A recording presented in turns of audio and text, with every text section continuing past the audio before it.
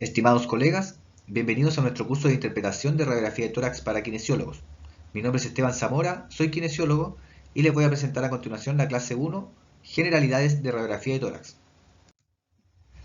Los objetivos de la clase son: 1. Dar a conocer generalidades de radiografía de tórax. 2. Conocer los criterios de calidad en la toma de una radiografía de tórax. Y 3. Entender y aplicar el concepto de abordaje sistemático.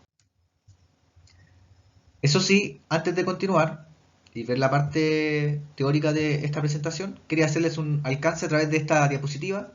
Esta es una captura del abstracto de un estudio realizado por Valerie Val y su equipo, que lo que hicieron fue medir mediante un score la confiabilidad en la interpretación de radiografía de tórax por parte de alumnos de último año de kinesiología. Les presentaron 6 radiografías de tórax con distintas patologías. Se puntuaba 0 puntos a la incorrecta, 1 punto a las parcialmente correctas y con 2 puntos a las totalmente correctas. Eran 6 radiografías, 2 puntos cada una, puntaje máximo 12 puntos. ¿Qué mostró el estudio? Bueno, el estudio concluyó que los alumnos de último año de kinesiología no lograban interpretar la radiografía de tórax de manera confiable. La mediana en el score de los 25 alumnos que fueron evaluados fue de 3 puntos de 12.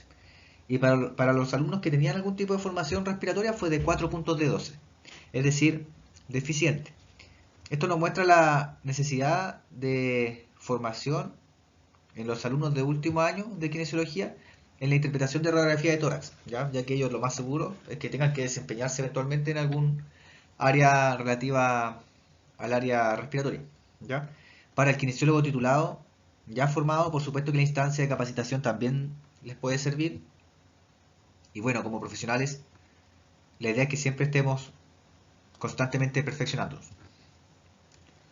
Así que les dejo esta diapositiva más que nada como para mostrar el motivo por el cual decidimos hacer este curso y enfocarlo tanto a alumnos de último año de kinesiología como para los profesionales ya titulados. Esta es la ruta que vamos a tomar. Vamos a hablar primero de generalidades de radiografía de tórax. Quiero adelantarles que esta es una clase bien teórica, ¿ya? Eh, ya las cosas más prácticas las vamos a ver en las actividades que se van a realizar en la misma plataforma del curso, ¿ya? No, la clase va a ser más teoría que otra cosa, ¿ya? Luego de ver generalidades vamos a ver lo que son las densidades radiológicas, ¿ya? El fenómeno de magnificación, las proyecciones principales, los criterios de calidad y el abordaje sistemático, conocer lo que es el abordaje sistemático. Entonces, partimos con generalidades. Y bueno, les comento que el examen más solicitado de todos los exámenes radiológicos es la radiografía de tórax, ¿ya? Tiene algunas ventajas, por ejemplo, que ocupa una pequeña dosis de radiación ionizante en comparación a otras técnicas más invasivas como el TAC, por ejemplo, ¿ya? La radiación se emite a través de un tubo de rayos X, ¿cierto? Que, ¿cierto? Envía estos rayos X, atraviesan la zona a explorar del paciente y alcanza un detector o placa, ya en el cual se imprime el, la imagen. Usualmente uno necesita dos vistas ortogonales una de otra para tener una mejor visualización de las estructuras, ¿ya? Y de la patología que pueda encontrar, ¿ya? Hay que pensar que la radiografía es una impresión en dos dimensiones, ¿cierto? De un cuerpo que es 3D. Por lo tanto, cualquier cosa que yo quiera evaluar en una radiografía de tórax, por ejemplo, que acá es bidimensional, veamos el ejemplo, el hilo pulmonar, a qué profundidad está, yo no lo puedo ver en esta simple radiografía posterior anterior. Necesitaría una lateral para ver a qué profundidad se encuentra, ¿ya? Es por eso que es recomendado, en el mundo ideal, que se haga una radiografía posterior anterior y una lateral. Acá esta misma imagen es un ejemplo de la importancia de las dos proyecciones o planos, ¿ya? La pusimos adrede. Esta es una radiografía que ustedes pueden ver que se ve normal, pero al ver la proyección lateral puede verse que hay una lesión acá, un compromiso en el seno costofrénico posterior, algún tipo de condensación, aumento de la opacidad, ¿ya? Y que se confirma luego en el TAC de tórax que hay una lesión posterior derecha. Entonces, como mencionaba anteriormente, una radiografía de tórax es una imagen de proyección, ¿ya? Que toma una estructura que es tridimensional y la pasa a un plano bidimensional del detector, ¿cierto? Entonces, esto va a suponer una reducción de la información que hay de nuestro distintos sistemas, ¿ya? De nuestros distintos órganos, digamos, ¿ya? Y por lo tanto se van a formar distintos tipos de densidades radiológicas, diferentes matices de grises, y que van a depender de la densidad de la estructura, de algunos fenómenos físicos también que vamos a ver a continuación. Pero lo primero que vamos a ver son las densidades radiológicas, ¿ya? Las diferentes densidades radiológicas se van a dar básicamente por el tipo de composición y densidad de los órganos por los cuales atraviesan los rayos X, ¿ya? Y tenemos 5 densidades radiológicas básicas que son visibles a nuestro ojo.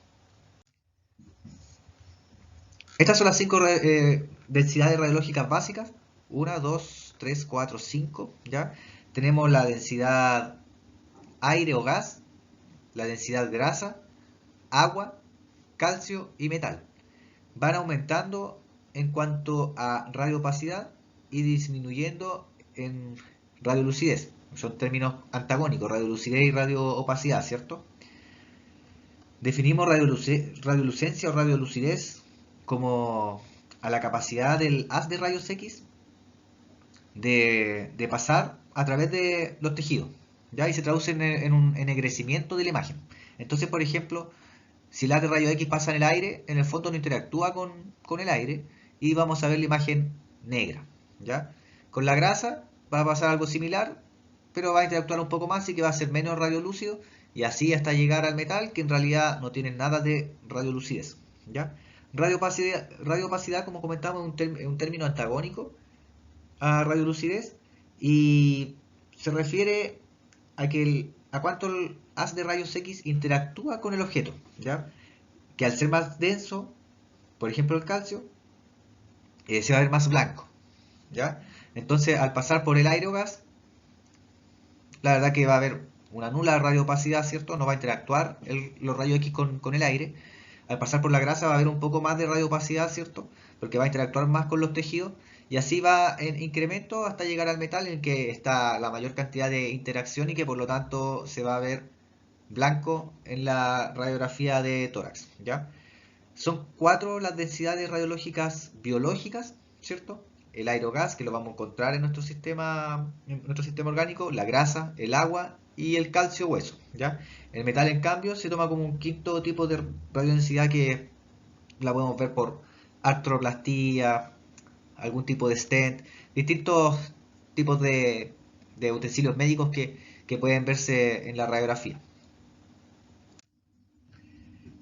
Entonces, habíamos mencionado los diferentes tipos de radiodensidades, ¿cierto?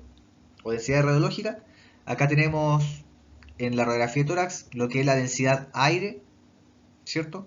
Representada por los campos pulmonares. Ya no hay mucho que discutir al respecto. Los pulmones se ven negros porque están llenos de aire principalmente, ¿ya?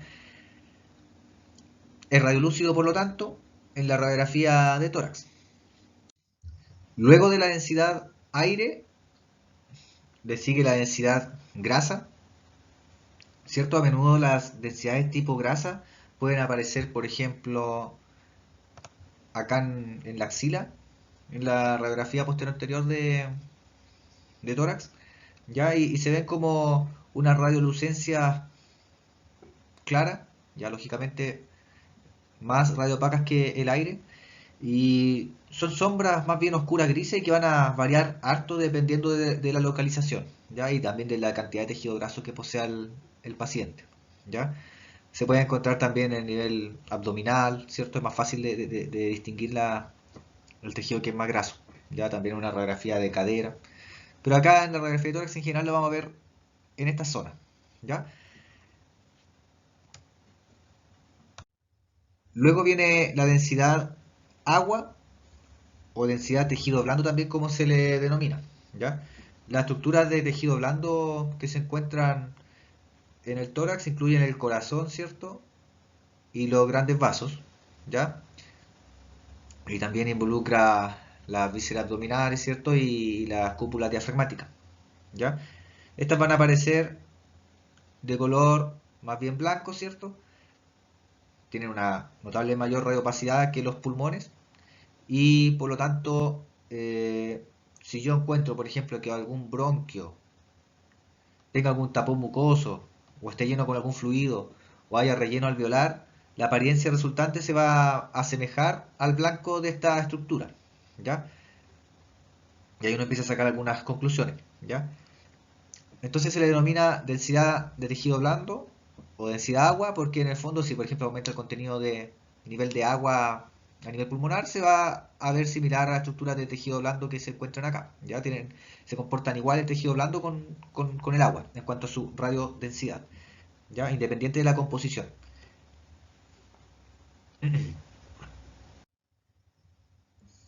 Ahora viene la densidad calcio o densidad hueso, ¿cierto? Que es la cuarta densidad radiológica, la última biológica en cuanto a su nivel de radioopacidad. Bueno, el hueso está compuesto principalmente por calcio, ¿cierto? Y el calcio es el responsable de que se vea blanco en la radiografía en las partes óseas, ¿ya? Estos huesos van a ser igual de composición variable, ¿cierto? Y por lo mismo se ven diferentes matices de densidad hueso, ¿ya? Por ejemplo, el hueso trabecular, en un hueso largo, por ejemplo, en el hueso del húmero, el hueso trabecular va a ser diferente a la corticales, a la densidad que tenga las corticales, y por lo tanto se va a ver diferente, ¿ya?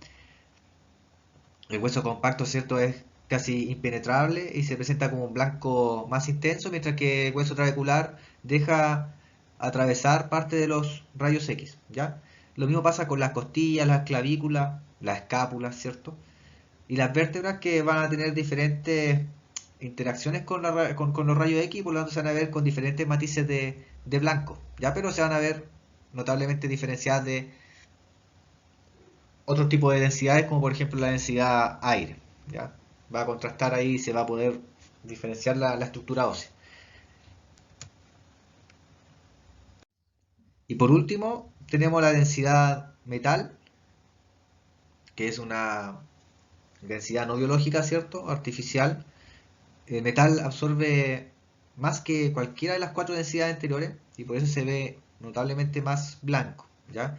Ejemplos de densidad metal pueden ser, por ejemplo, un reemplazo articular, suturas metálicas, marcapasos, las marcas que tienen algunos instrumentos o tubos de inserción médica, que tienen algunas marcas generalmente de varios, para poder diferenciarlo en la radiografía. Eso también son ejemplos de densidad metal, ¿ya? Se ocupa con un propósito médico, lógicamente, ahí. Y bueno, en este caso ponemos el ejemplo de densidad metal producido por unos perdigones, ¿ya? Este es un paciente que recibió, ¿cierto?, una, un escopetazo por perdigones. Esta imagen la sacamos de una página de técnico en radiología, pero que encontramos súper buena para mostrar las 5 radiodensidades básicas que hay que reconocer en la radiografía de tórax y por eso la colocamos, ¿ya? Se la dejamos también el link para que puedan revisar la página, está bien interesante. Bueno, volvemos a repetir entonces, 5 densidades radiológicas básicas, ¿cierto? Aire, grasa, agua, metal y calcio, aumentando en su radioopacidad, ¿cierto? En este matraz pueden ver las diferentes radiodensidades, ¿cierto? Aquí así se ve el aire, la grasa se ve un poco más, se ve más radiopaca, pero menos que el agua, ¿cierto?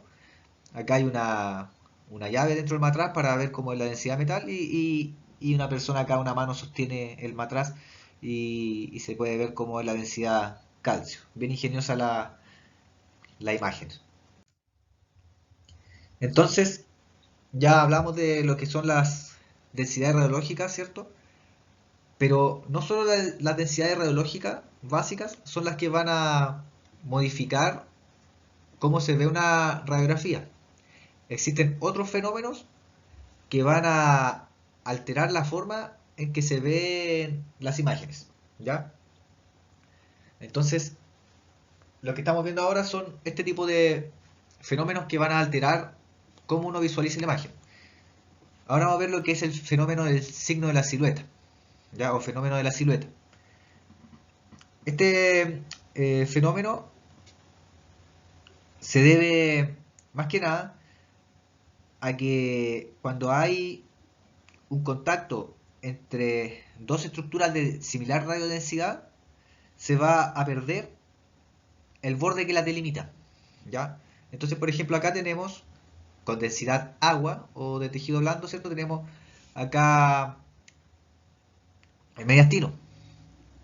Y acá tenemos, ¿cierto? El diafragma, que incluye al hígado, ¿cierto? Por debajo, que también tiene densidad agua y que por lo tanto el borde de acá, nosotros sabemos que está acá, pero en realidad visualizándolo no se va a ver en la radiografía, ¿ya? Se pierde, porque hay una relación de contigüidad entre estas dos estructuras, ¿ya? Esto es lo que se denomina el fenómeno de la silueta.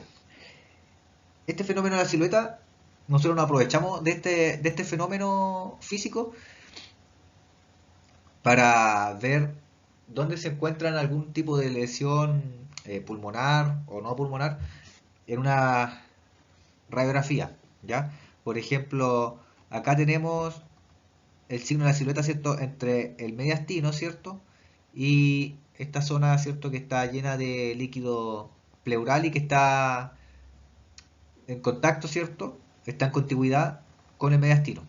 Y que por lo tanto se borra, ¿cierto? El borde cardíaco, ¿cierto? Derecho. Y yo sé, por lo tanto, que hay una relación de contigüidad de la lesión con el mediastino, ¿ya?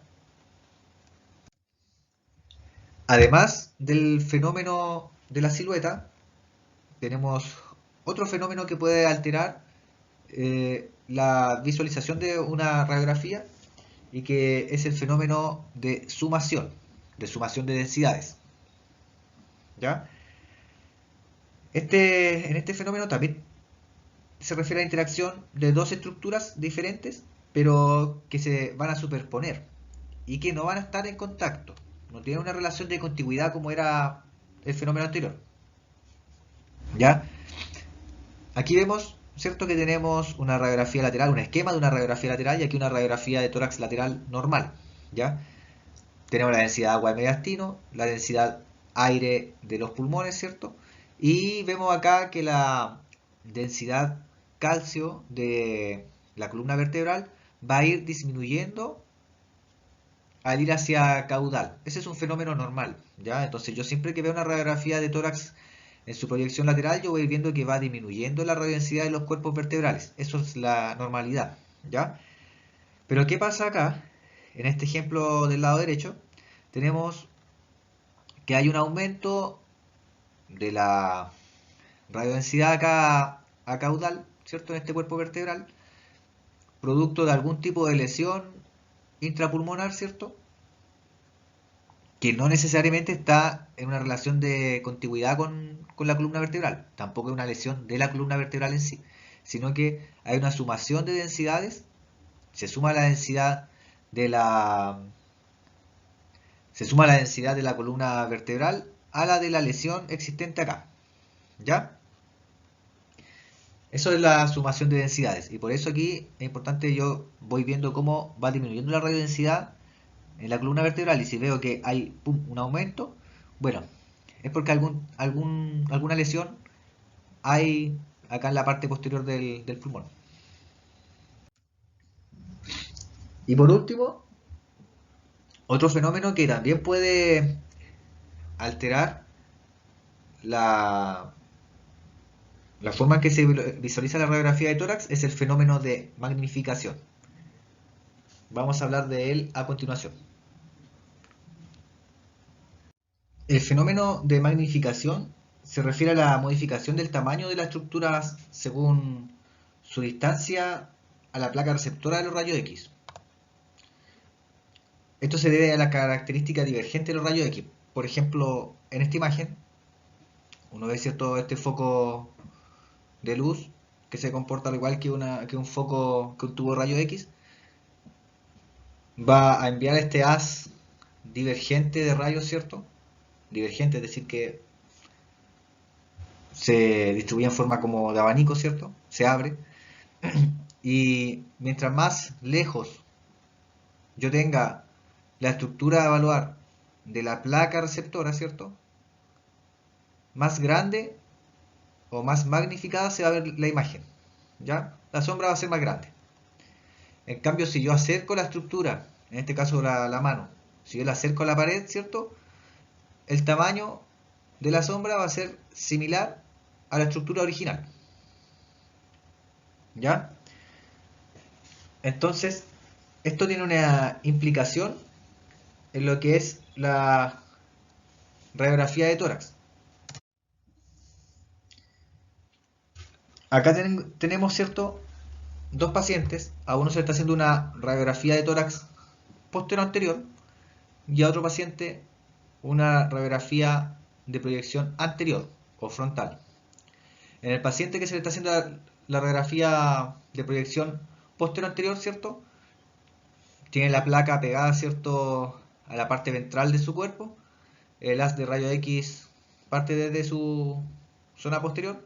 Y bueno, la misma disposición en la que se encuentra va a hacer que el mediastino se encuentre más cerca de la placa receptora, ¿cierto? Por lo tanto, el tamaño de la sombra cardíaca que se va a generar va a ser de un tamaño más cercano a la realidad. En cambio, en una radiografía tomada con una proyección anterior, ¿cierto?, la placa receptora va a estar más lejana del mediastino. Y por lo tanto, por el haz divergente de los rayos X, se va a ver más grande el mediastino y demás estructuras de lo que realmente es, ¿ya? Por eso, de preferencia, la radiografía de tórax se hace posterior anterior y no antero posterior.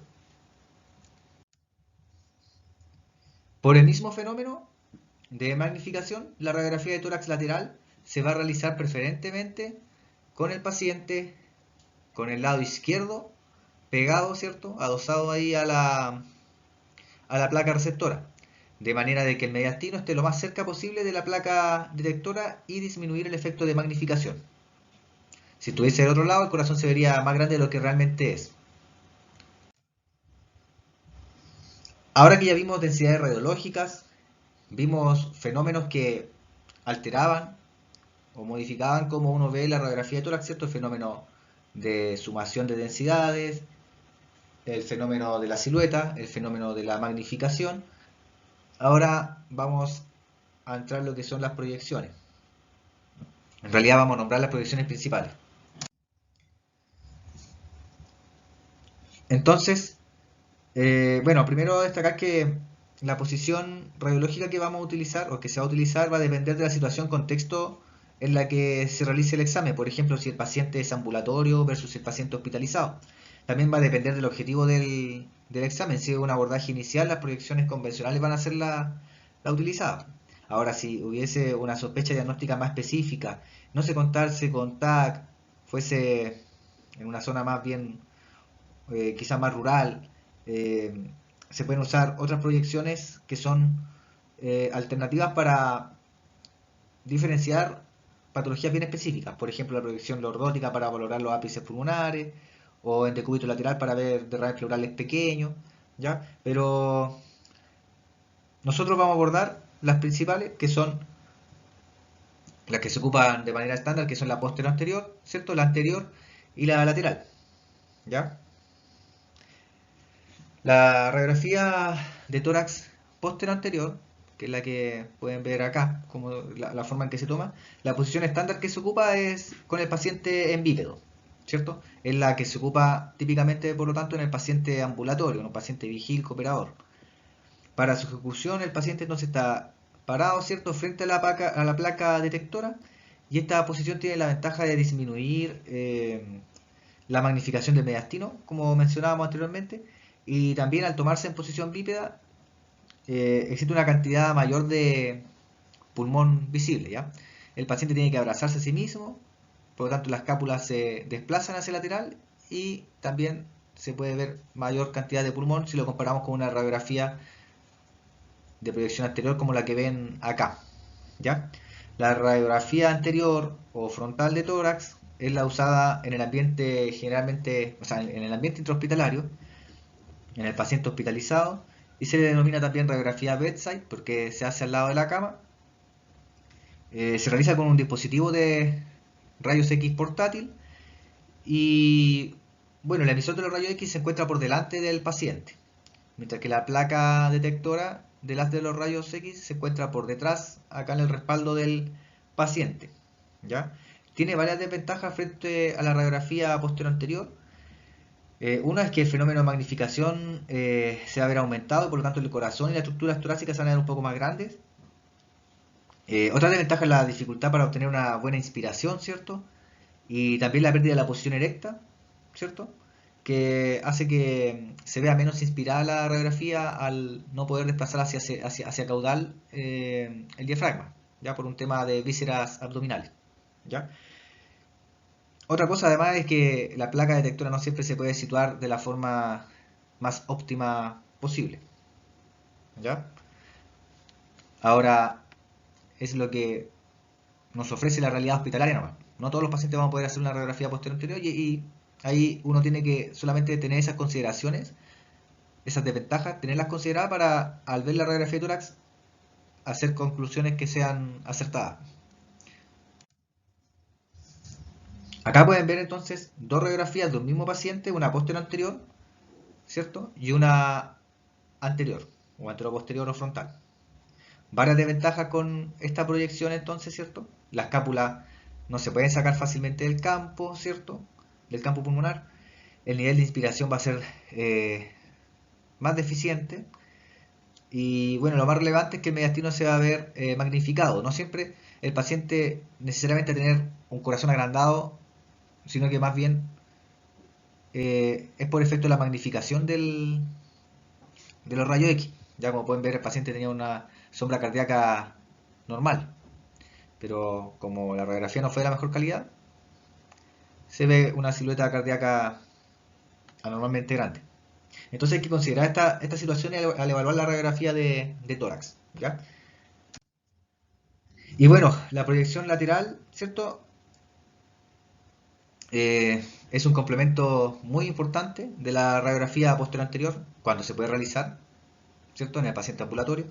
En la radiografía posterior anterior de tórax, hasta un 25% del parénquima se encuentra oculto por el mediastino, por en general la silueta cardiovascular y también debajo de los diafragmas, ¿ya?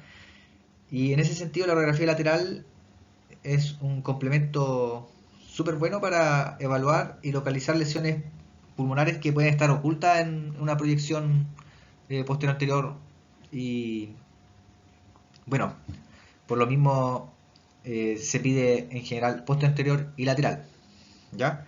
Como lo vimos en un ejemplo anteriormente, ¿ya?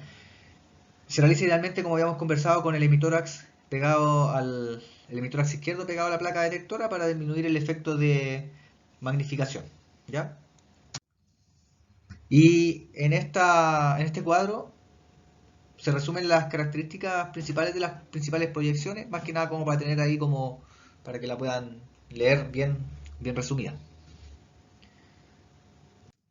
Ahora vamos a hablar de criterios de calidad y abordaje sistemático. Hay que tener algunas consideraciones previas a evaluar la radiografía de tórax y empezar con el abordaje sistemático. Estas son, primero, corroborar la identidad del paciente, ¿cierto? Que lo vamos a encontrar generalmente en el lado superior derecho, ¿cierto? Información relevante del paciente, datos demográficos, nombre, RUT, fecha de nacimiento, pueden aparecer datos de la imagen, la fecha en que se realizó, ¿ya? Y típicamente también aparece una marca para orientar la radiografía, si es que es el lado izquierdo, por ejemplo, o bien una moneda en el lado derecho. pero alguna marca de orientación. Una vez que yo ya me aseguro con esos datos, puedo comenzar con los criterios de calidad, ver si la radiografía cumple con los criterios de calidad, que son que tenga una adecuada rotación, un nivel de rotación adecuado, ¿cierto? Que tenga un nivel de penetración también adecuado y un grado de inspiración también adecuado, ¿ya? Para el nivel de rotación yo lo que me voy a fijar va a ser en que la distancia entre los extremos proximales de las clavículas, ¿cierto? Los extremos mediales de ambas clavículas sean relativamente equidistantes, ¿cierto? Derecha e izquierda, respecto de la apófisis espinosa, ya de la vértebra que se encuentra al mismo nivel de las clavículas. Entonces tiene que tener una equidistancia o cercano a la equidistancia. En cuanto al grado de penetración, en lo que yo me fijo es que sea visible la columna torácica detrás del mediastino, ¿ya? Y también que se vean los vasos pulmonares también detrás del mediastino. Eso sería una radiografía de tórax adecuadamente penetrada. Si estuviese demasiado penetrada, no podría ver adecuadamente los hilos pulmonares ni la sombra mediastínica y por lo tanto tiene que estar en ese equilibrio entre ni demasiado penetrada ni tampoco muy poco penetrada, ¿ya? El tip, ver, ¿cierto? La columna torácica, la columna vertebral y los vasos pulmonares. Y por último, el grado de inspiración, se recomienda contar las costillas, ojalá en sus segmentos anteriores, que son estos curvos, ¿cierto? En general, 5 a 7 costillas, promedio 6 costillas por su porción anterior, ¿ya? Estas se cuentan desde la parte superior hasta el nivel medio clavicular, llegando al diafragma, ¿ya? También se pueden contar las costillas posteriores, que son más horizontalizadas, las que ven acá, ¿ya? Pero igual están menos relacionadas con el asa de Walde, ¿cierto? Que se realiza al hacer la inspiración, así que en general se prefieren las costillas en su porción anterior, ¿ya? Pero cualquiera de las dos medidas son válidas, ¿ya? Cuando contamos las posteriores, las zonas posteriores, ojalá que tengan 9 o más costillas contadas, ¿ya? Y si la contamos por anterior, ojalá superior a 6, ¿ya? Entonces, los criterios de calidad, ¿cierto? Ya están conocidos. Acá tenemos una radiografía, ¿cierto? Frontal de un paciente. Es un varón de 75 años que en su primera radiografía uno pudiese pensar, chuta, tiene algún tipo de patología, acá está muy radiolúcido, ¿cierto? Respecto al lado contralateral, si yo comparo, en que está bastante más radiopaco, ¿ya? Resulta que esta radiolucidez fue más bien provocada por una mayor proximidad del haz de los rayos X, porque el paciente estaba en decúbito, o sea, no en decúbito, estaba rotado, ¿ya? Entonces estaba en una posición de, de rotación hacia derecha, que el emitor derecho estaba un poquito más hacia adelante y provocó esta apariencia no simétrica. Pero al dejar al paciente bien alineado, ¿qué es lo que pasa? Es que se ve que ambos campos pulmonares son relativamente simétricos en su radiodensidad. Así que siempre importante entonces ver el nivel, ¿cierto?, de rotación del paciente. Acá vemos la misma radiografía anterior, la forma de evaluar el nivel de rotación, como comentábamos, ¿cierto? Acá está el nivel de la apófisis espinosa, ¿cierto? Y los extremos mediales de ambas clavículas, y la idea es que sea la distancia relativamente simétrica entre un extremo medial a la apófisis espinosa versus la del otro lado, ¿ya? Lo ideal ojalá que sean equidistantes. Respecto a la penetración, ¿cierto? En la primera radiografía pueden ver que hay una penetración de los haces radiológico inadecuada, ¿cierto? No se puede ver bien acá la columna vertebral. No se puede ver bien el parénquima pulmonar tampoco por detrás del mediastino. Entonces, como la imagen no es la ideal, cuesta evaluar si es que, por ejemplo, hay una condensación intraparenquimatosa que esté por posterior, en la zona oculta, ¿ya? Por eso es importante que sea adecuadamente penetrada. En este caso, esta radiografía es una imagen digitalizada, así que se puede hacer algunos arreglos y compensar esta inadecuada penetración de los rayos, ¿ya? Y aquí ya se ve un poquito mejor, ¿ya? Con una penetración como más aceptable. Y se puede ver aquí la columna torácica y se puede ver también el parénquima por detrás del mediastino, ¿ya? Así como diferenciar acá la sombra del hemidiafragma izquierdo. Y el nivel de inspiración, ya habíamos comentado que se evalúa a través del número de los arcos costales, ¿cierto? Ojalá los arcos costales anteriores, ¿cierto? Parto desde más superior, ¿cierto? Los arcos costales anteriores. Y lo ideal, ojalá que llegue, o sea, que vea hasta el diafragma, ¿cierto? Que llegue al nivel medio clavicular. La última que llega al nivel medio clavicular es la que manda, ¿ya? Y la idea es que sean 6 por anterior o bien 9 por posterior.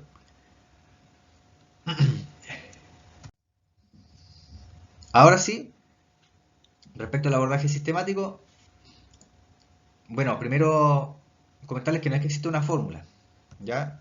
Siempre lo importante es tener un método, sea cual sea el método. Y este método que sea reproducible y que sea un método que abarque toda la estructura perteneciente al tórax, ¿ya? Un abordaje bien descrito es el ABCDE, ¿ya? Que se puede ver en varios libros, algunos con algunas variaciones. Yo les dejo acá un link para que puedan ver un abordaje más o menos estándar que les puede ayudar, ¿ya? A de Airways, ¿cierto? Vía aérea. B de Breathing, que se refiere a los campos pulmonares. C de Circulation, sombras vasculares, ¿cierto? Y el mediastino. D de Disability, que se refiere más a la parte ósea, ¿ya? Y E de Everything Else, que es todo lo demás, ¿ya? Tejido subcutáneo, zona oculta, etcétera. Entonces partimos por la A de Airway, vía aérea. Se debe evaluar la tráquea, ¿cierto? Esta columna radiolúcida, ¿cierto? Ligeramente desviada hacia la derecha, secundario más que nada al botón aórtico, al callado de la aorta. Tiene esta desviación ligeramente hacia la derecha, se va a dividir en un bronquio fuente derecho y un bronquio fuente izquierdo a nivel de la carina, ¿ya? Característicamente, ¿cierto? El bronquio fuente derecho es más alto, se encuentra más alto y también es más corto que el izquierdo. La inclinación, el nivel de inclinación también va a ser diferente, por lo que las aspiraciones son más seguidas hacia derecha, así como también es más seguido que el tubo endotraqueal se vaya a monointubación derecha, ¿cierto? Eh, bueno, en caso de que vea algún tipo de lateralización de la tráquea, desplazamiento, hay que pensar qué es lo que puede estar provocando dicha eh, modificación en la posición, ¿ya? Algún tipo de atelectasia, por ejemplo, que esté absorbiendo espacio y por lo tanto desplazando ipsilateral a la tráquea, o bien algún tipo de ocupación de espacio que esté desplazando a la tráquea en contralateral. Cualquiera de las opciones, ¿ya? Entonces, repito, veo la tráquea, ¿cierto? Esta columna radiolúcida que esté permeable, que no haya cuerpo extraño, ¿ya? Ojo que es normal que vaya perdiendo esta radiolucidez la tráquea, ¿ya? Ustedes pueden ver que aquí se ve bien radiolúcida y que se va perdiendo un poco de radiolucidez aquí en la luz traqueal. Eso es normal al ir avanzando hacia caudal, ¿ya? Llego, ¿cierto? A la división, ¿cierto? En bronquio fuente derecho e izquierdo. Y bueno, me fijo, acá se ve un poco mejor en la angulación, ¿cierto? De ambos bronquios fuente, que en general de 60, 80 grados es como lo aceptado. No debería pasar de los 90 a 100 grados. Puede ser que tenga algún cuerpo extraño o secundario a una cardiomegalia que se vea modificada este ángulo bronquial, ¿ya? Entonces acá, eso más que nada de los bronquios, fuente derecho e izquierdo y de la columna de aire traqueal. Dejo acá al lado la radiografía con los hilios demarcados más que nada para mostrar una diferencia importante que hay que tener en consideración en todas las presentaciones que se vienen y bueno, para el futuro, y es que si bien acá nosotros sabemos que el bronquio fuente derecho es más alto que el izquierdo, va a pasar lo contrario con el hilio. Los hilios pulmonares en general, el hilio pulmonar derecho va a ser más bajo que el izquierdo es un poquito más alto, ¿ya? Y esto tiene una consideración anatómica que vamos a hablar también más adelante, ¿ya? Y ya que estamos en vía aérea, en Airway, ¿cierto? Todavía, coloco esta diapositiva más que nada para mostrar de forma más detallada la anatomía bronquial, porque en la radiografía de tórax no es que yo vaya a ver todos estos bronquios eh, ni toda esta detallada anatomía bronquial. Ya lo que vamos a ver en general va a ser los bronquios fuente derecho, izquierdo y derecho y nada más. Y en procesos patológicos pueden que se vean algunos otros bronquios por un tema de contenido de agua, tapón mucoso, etcétera. ¿Ya? Entonces, solamente para recordar que en la anatomía bronquial, ¿cierto? Tenemos 18 bronquios segmentarios en total, ¿cierto? 10 bronquios segmentarios acá a derecha y 8 a izquierda, ¿ya? Los bronquios segmentarios, como comentaba, no se van a ver en la radiografía de tórax, solo se pueden ver el bronquio fuente derecho y el izquierdo, ¿ya? En alguna oportunidad también se puede ver otros bronquios cuando están como tangenciales a las de rayo X, pero es más bien excepcional. ¿Ya? Nuevamente les repito, más alto bronquio fuente derecho que el izquierdo, con una angulación diferente que hace que sea más prevalente la aspiración, la monointubación en este pulmón. ¿Ya? Y considerar que el hilio pulmonar en general va a ser distinta esta regla, va a ser el hilio izquierdo más alto que el derecho, y como les comentaba, es por una consideración anatómica, es porque el hilio pulmonar izquierdo tiene eh, a la arteria pulmonar izquierda que cabalga acá al bronquio fuente izquierdo, y al cabalgarlo queda un poquito más arriba que el de su lado contrario, que el derecho, ¿ya? Y por eso queda un poquito más arriba. Eso lo vamos a ver con más detalle en la presentación de la anatomía vascular de radiografía de tórax. Ya vimos la A de airway y ahora vamos a ver la B de breathing, ¿cierto? Vamos a B de breathing, y que se refiere al parénquima pulmonar, ya la evaluación de los campos pulmonares. ¿Ya? Pueden dividirse, como se ve en esta ilustración, en superior, media inferior, y bueno, debo compararlos un lado con el otro. ¿Ya? Siempre desde los ápices, ¿cierto? Voy avanzando hacia las bases pulmonares y deben tener una densidad relativamente uniforme, una densidad aire, ¿cierto? Veo cómo está entonces el nivel de aireación. No es que vea todo negro, pero se va a ver relativamente negro y con las sombras vasculares normales, ¿ya? Entonces se ve como un gris oscuro a negro. Que no se vean opacidades focales, ¿cierto? U otros patrones radiológicos que estén asociados a enfermedad, ¿ya? Evalúo también la trama vascular, que se vea normal, ¿cierto? La trama vascular en general comienza a partir del oílio, pero se va a ir cada vez estrechando más y ocupando más que nada los primeros 2/3 de los campos pulmonares, y en la periferia no debiese encontrar ningún tipo de trama vascular en este tercio más periférico. ¿Ya? Entonces la ramificación va a ser más bien uniforme, progresiva, y no debería haber ningún tipo de vaso en esta zona. ¿Ya? Me fijo también en la zona oculta, es decir, detrás del mediastino también, cómo está el nivel de aireación, si es que hay algún foco de condensación que no se vea. También en la zona oculta detrás de lo de mi diafragma. Siempre importante considerarlo. ¿Ya? Además también evalúo la pleura, ¿cierto? Ojalá a partir desde los hilios pulmonares, ¿cierto? Que están acá. Parto desde aquí, ¿cierto? Ojo que la pleura no es que sea visible, ¿ya? Pero yo tengo que evaluar acá, ¿cierto?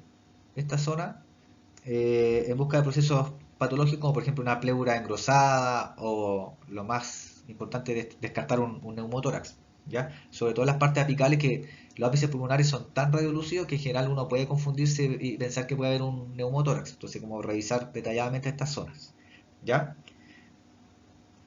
Me fijo también que esté sin trama vascular, como comentaba, esta zona, ¿ya? Y bueno, veo también los ángulos costofrénicos, no lo había mencionado. A veces me voy a encontrar también con la cisura horizontal, que es la cisura que separa el lóbulo medio, ¿cierto?, del lóbulo superior, ¿ya? Las otras cisuras en general no se van a ver en una radiografía posterior anterior. En una visión lateral, ahí sí yo voy a poder ver las demás cisuras, ¿ya? La cisura horizontal o menor en el pulmón derecho, ¿cierto? Porque en el pulmón derecho es donde encuentro la cisura horizontal o menor, es la que va a separar, como lo había comentado, el lóbulo superior del lóbulo medio, ¿ya? Mientras que la cisura oblicua o mayor es la que va a separar el lóbulo inferior de los lóbulos superiores, o sea, el lóbulo superior y del lóbulo medio en el pulmón derecho, ¿ya? En el pulmón izquierdo pasa relativamente similar, solo que no hay una cisura oblicua. Tenemos solamente la cisura mayor que va a dividir al pulmón en un lóbulo superior y en un lóbulo inferior. No hay mucho más que darle vuelta a eso.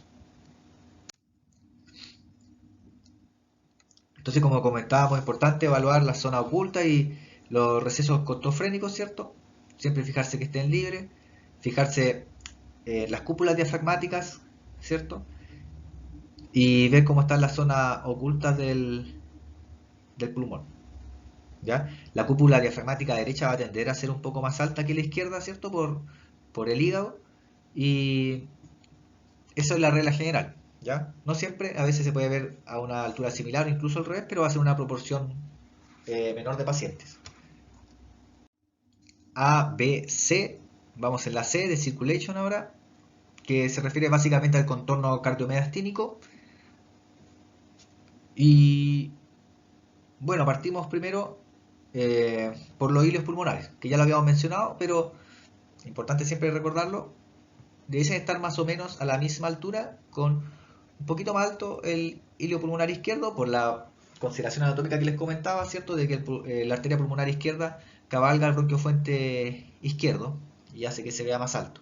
Eso lo vamos a ver en una ilustración en presentaciones posteriores, ¿ya? Entonces, 1 o 2 centímetros más alto en general, deben tener una radiodensidad y tamaños similares, ¿ya? Y eso básicamente, ¿ya? Si encontrase el hilio pulmonar que esté en una posición anómala, debo pensar en alguna lesión que haya desplazado al hilio, ¿ya? De hecho, el desplazamiento del hilio es un signo precoz de atelectasia. Por ejemplo, si yo encontrara que este hilio pulmonar derecho se encuentra más alto de lo normal, ¿cierto? Debe pensar que quizá hay algún tipo de atelectasia acá a nivel superior que esté arrastrando al hilio hacia superior, ¿ya? Lo primero que se va a desplazar con la telectasia va a ser el hilo pulmonar. Ya después le va a seguir la cisura y después ya empieza el estrechamiento de los espacios intercostales y el desplazamiento también del mediastino a ipsilateral. Ya, pero en general parte por los hilios. Entonces, bueno, siempre está mirando la posición de de los hilios. Acá ven en esta segunda radiografía ya ilustrada, eh, pueden ver el sistema arterial pulmonar. ¿Ya? El ventrículo derecho, ¿cierto? La arteria pulmonar. Y la arteria pulmonar es derecha e izquierda, ¿ya? Esta es la arteria pulmonar que les comentaba, la arteria pulmonar izquierda que va a cabalgar acá sobre el bronquio fuente izquierdo y que por lo tanto se va a ver como más alto el hilo pulmonar izquierdo. Es la responsable de que sea más alto el hilo pulmonar izquierdo, ¿ya? Es más que nada para tener una idea de la localización de este sistema arterial pulmonar en el mediastino. Y debemos también valorar el tamaño del mediastino. Esto lo podemos ver mediante el índice cardiotorácico, que me va a indicar la relación que existe, ¿cierto?, entre la silueta cardíaca acá y la caja torácica. Ya se mide en la zona de mayor longitud del corazón y también la mayor longitud de la caja torácica. La idea es que mida eh, menos de 0,5, ¿ya? El índice en general dice que más de 0,5 se considera normal, menor a 0,4 es normal y entre 0,4 y 0,5 se considera límite, ¿ya? Esto sí tomando en cuenta una radiografía de tórax que cumple con los criterios de calidad, de adecuada inspiración, penetración y también de una rotación neutra, ¿ya? Eh, en realidad es más referido cuando uno toma una radiografía posterior anterior.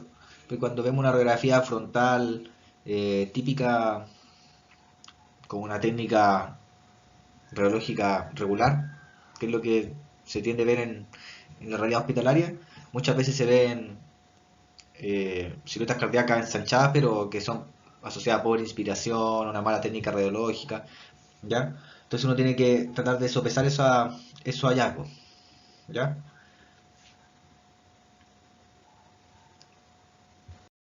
Ahora vamos a la D de Disability, que en el fondo se refiere a la evaluación de la parte ósea. La verdad que va a depender harto del setting de pacientes que nosotros vemos, el enfoque que vamos a hacer al leer la radiografía de tórax. En UCI, por ejemplo, nosotros nos vamos a colocar una especial atención a la parte ósea, pero si llega un paciente, por ejemplo, con algún traumatismo torácico, trauma penetrante, cualquier tipo de lesión traumática, se pone una atención un poquito más detallada. Pero bueno, en el fondo, fijarse en la parte ósea, ¿cierto? Ver las costillas, ¿cierto? Si están con algún defecto de continuidad de las corticales, ¿cierto? Lo mismo con la columna vertebral, las clavículas, la escápula. A veces algunos se puede encontrar con lesiones óseas antiguas, ¿ya? Entonces es bueno igual siempre estar observándolo, ¿ya? Además que sirve para volver a contar un poco las costillas y ver cómo está el nivel de inspiración, ¿ya? Y hablando del conteo de costillas, lo coloco esto solamente como modo de recordatorio, ¿cierto? Que el conteo de la última costilla corresponde a la última que llega a la mitad, ¿cierto? A nivel de la mitad de la clavícula, ¿cierto? Acá en la cúpula diafragmática, ¿ya?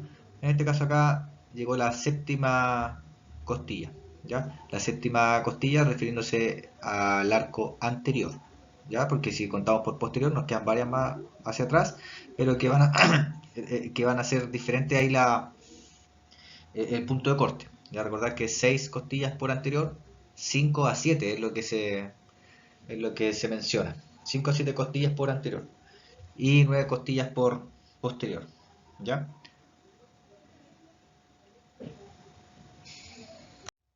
Y por último, la E de Everything Else, como habíamos mencionado, eh, en realidad todo lo que quede, ¿cierto? En ese sentido nos referimos, por ejemplo, a tejidos subcutáneos, ¿cierto? En caso de que haya, por ejemplo, enfisema subcutáneo, descartarlo. Eh, Ver cómo está el tejido blando de alrededor, ¿cierto? Que no habíamos visto en etapas anteriores. Revisar nuevamente áreas escondidas de zonas difíciles de interpretar, identificar condensaciones, por ejemplo. ¿Ya? Acá la parte subfrénica, eh, la retrocardíaca, ¿cierto? Y los ápices pulmonares también que al ser tan radiolúcidos pueden prestar confusión.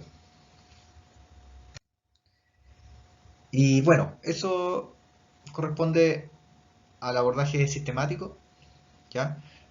Como les comentaba, hay distintas formas de realizar este abordaje sistemático. Nosotros presentamos solamente una, ustedes pueden buscar también otras que les queden más cómodas, ¿ya? Vamos a partir de nuevo con el ABCD para tener una idea más general con esta misma radiografía, ¿ya? Bueno, este primer rayo, le adelanto que está normal, ¿cierto? Una radiografía posterior anterior que está normal. Y partimos con la A, ¿cierto? La A de Airway, ¿cierto? Me fijo en la vía aérea, veo la columna de aire translúcida, recta, a veces ligeramente de hacia derecha, que se va a dividir en el bronquio fuente derecho y en el bronquio fuente izquierdo, ¿cierto? Eh, la carina, ¿cierto? Y bueno, eso, que no haya cuerpo extraño, estrechamiento, y se mantenga básicamente la línea media. Luego paso a la B de breathing, ¿cierto? Y lo que hago es ver pulmón, ¿cierto? Comparando ambos campos pulmonares, ¿cierto? La idea es que haya una radiodensidad simétrica en ambos campos pulmonares, ¿cierto? Que no hayan condensaciones, ¿cierto? Ni otras alteraciones de la radiodensidad. Observo los vasos pulmonares, como también habíamos comentado, ¿cierto? Que son más bien finos, ¿cierto? Tienden a ser un poquito más prevalentes hacia la parte más basal, Si los viese demasiado solicitados a superior, puede que haya algún grado de contexto de alguna congestión venosa. También vamos a detallar eso más adelante en las presentaciones. Y que no se vean vasos a nivel de la periferia, ¿cierto? En el campo pulmonar también tengo que fijarme en los senos costofrénicos, ¿cierto? Las zonas ocultas detrás del mediastino y detrás de los diafragmas, ¿cierto? Y bueno, eso básicamente. Sigo con la C, ¿cierto? De circulación, que se refiere a los contornos mediastínicos, a la sombra mediastínica. Me fijo en la posición del corazón, central en general, un tercio va a ser ocupado más o menos en el lado derecho y el resto de los dos tercios en el lado izquierdo. Eso es como una regla general. El cociente cardiotorácico acá se ve que es normal, ¿cierto? No lo vamos a medir, pero se ve que está dentro de los parámetros normales, ¿cierto? Menor al 50%. Y bueno, se puede ver también la aorta torácica, ¿cierto? El botón aórtico, la aorta un poquitín sinuosa, pero en realidad su trayecto está bastante delimitado recto, ¿ya? Los cilios en su posición ligeramente superior al izquierdo o a la misma altura, también puede ser. Lo importante es que no sea más bajo el izquierdo, ¿ya? Eh, que sean simétricos, ¿cierto? En cuanto a radiodensidad y a tamaño, ¿ya? Luego que sigue la D, disability, veo la estructura ósea, ¿cierto? Puedo ver las costillas, ¿cierto? Me fijo en las corticales, que no hayan defectos de continuidad en las corticales, en los diferentes huesos que voy a evaluar, ¿cierto? La columna torácica, las clavículas, ¿cierto? Y bueno, las cápulas se va a ver una parte nomás porque es cierto que estas tratan de esconderse en la radiografía posterior anterior para dar mayor visibilidad al campo pulmonar, ¿ya? Y luego pasamos a la letra E, ¿cierto? De Everything Else, que se refiere a todo lo demás, lo que está escondido detrás de las sombras vasculares, ¿cierto? Detrás del diafragma, que no se vean condensaciones, ni otro tipo de lesión, ¿cierto? El tejido, el tejido subcutáneo, que se encuentre indemne también, y los ápices, que también son una zona a veces de conflicto que puede causar confusión, ¿ya? Siempre considerando de que esta parte, o sea, que ya pasamos los primeros pasos, que son ver la calidad de la radiografía de tórax, ¿cierto? Que esté adecuadamente rotada, inspirada y penetrada. Vamos a ver un segundo ejemplo del abordaje sistemático. Tenemos esta radiografía de tórax. Vamos a hacer cuentas de que ya vimos los datos demográficos del paciente, así como la historia clínica, ¿ya? Hay que recordar de que nosotros no es que interpretemos radiografía, sino que nosotros vemos pacientes y ocupamos la radiografía como un examen complementario. Eso es lo más importante, ¿ya? Pero acá lo vamos a hacer así que solamente por un tema de dar mayor dificultad y darle un poquito de énfasis más al abordaje sistemático y a la interpretación de la imagen. Pero ustedes siempre tienen la consideración que les comentaba, ¿ya? También vamos a asumir de que ya se vieron las tres condiciones de los criterios de calidad de la imagen, ¿ya? Entonces partimos con la A, ¿cierto? De airway, de vía aérea, ¿cierto? Vemos la columna de aire translúcida, ¿cierto? De la tráquea recta hasta la carina, los grandes bronquios, fuente derecho e izquierdo, un leve aumento en la radiodensidad hacia caudal, que es normal, ¿cierto? Y un ligero desplazamiento quizá a la derecha, pero normal, por el tema del botón aórtico, ya por la aorta, ¿ya? Seguimos con la B de breathing, ¿cierto? Los campos pulmonares en el fondo que hay que ver. Comparamos a ambos lados en radiodensidad, vemos que un poquito quizás más, menos radiodenso acá, pero asociado más que nada a la posición del paciente, ¿ya? Esta es una radiografía que se hizo en bípedo en todo caso, ¿ya? Pero igual a veces puede estar un poquito rotada la imagen, ¿ya? Eh, bueno, entonces una redensidad relativamente simétrica en ambos lados, ¿cierto? Los vasos pulmonares ocupando su espacio normal, sin estar vasos en la periferia, ¿cierto? Sin ningún tipo de línea anómala en la periferia. Seguimos los contornos, ¿cierto? Pulmonares, ¿cierto? la pleura para descartar cualquier tipo de lesión tipo neumotórax o engrosamiento pleural. Los ángulos costofrénicos se ven libres también, ¿ya? Vemos detrás del mediastino, ¿cierto? Detrás del diafragma y también se ve bien, la verdad. No se ve como ningún tipo de lesión pulmonar. Acá se ve solamente la burbuja gástrica porque como fue tomado de pie la radiografía, se va a ver la burbuja gástrica. Y bueno, eso con la B de breathing. Seguimos con la C, ¿cierto? La C de cardíaco, ¿cierto? El corazón, grandes vasos. Se ve el corazón en una posición central, ¿cierto? Con un tamaño relativamente normal, ¿cierto? Que si lo midiéramos con el cociente cardiomediastínico, sería lo más probable que menor a 0,5, incluso menos, ¿ya? Se ve la aorta un poco sinuosa, pero normal. Y ahora me voy al ilio pulmonar, ¿cierto? Veo los ilios y la verdad es que se ve el ilio pulmonar derecho bastante más prominente que el izquierdo. De hecho, el izquierdo como que se ve medio escondido, producto de que hay un contraste de imágenes ya entre el derecho y el izquierdo. Entonces pueden ver que hay un aumento de tamaño, ¿cierto? No hay una simetría en cuanto a tamaño ni densidad en ambos ilios, ¿ya? El ilio derecho se ve más prominente acá, ¿ya? Así que lo dejamos anotado como uno de los hallazgos en el abordaje sistemático. Y seguimos con el resto de nuestra búsqueda, ¿cierto? A veces uno se queda detenido en un hallazgo y la idea es continuar con el abordaje, ¿ya? Entonces estábamos en la C, pasamos ahora a la letra D, que se refiere a D, ¿cierto? De disability, que en el fondo es hueso, es ver la estructura ósea, de que no exista ningún tipo de lesión traumática, ¿cierto? En columna, clavícula, costillas, ¿cierto? Escápulas, húmero cuando se alcanza a ver, ¿ya? Y por último, la E de everything else, todo lo que se nos pueda estar yendo. Detrás de la zona oculta siempre es bueno revisar de nuevo, ¿cierto? Nada normal, la burbuja gástrica, detrás del mediastino todo ok, tejido subcutáneo, también sin problemas, ¿cierto? Todo impresiona en esta parte eh, normal, ¿ya? Los ápices también, recordar que es una zona como de conflicto que es bueno volver a revisar. Y finalmente, ¿qué era lo que tenía el paciente?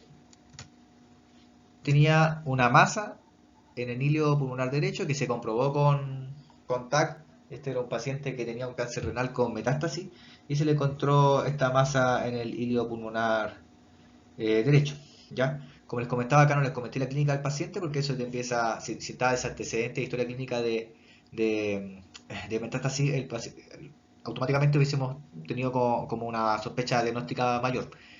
Y la idea era darle un poco de dificultad al ejercicio, ¿ya? Pero en la vida real nosotros la idea es que correlacionemos los hallazgos, ¿cierto? Con la realidad clínica del paciente. Y así se nos va a hacer bastante más fácil la vida. Gracias. Eso es todo, colegas. Esta clase teórica, principalmente teórica, la clase 1 de nuestro curso de interpretación de radiografía de tórax para kinesiólogos. Van a tener ejercicios más prácticos en la misma plataforma, así que la idea es que la revisen, incursionen y que realicen cada una de las actividades, ya para que tengan un mayor aprendizaje. Muchas gracias.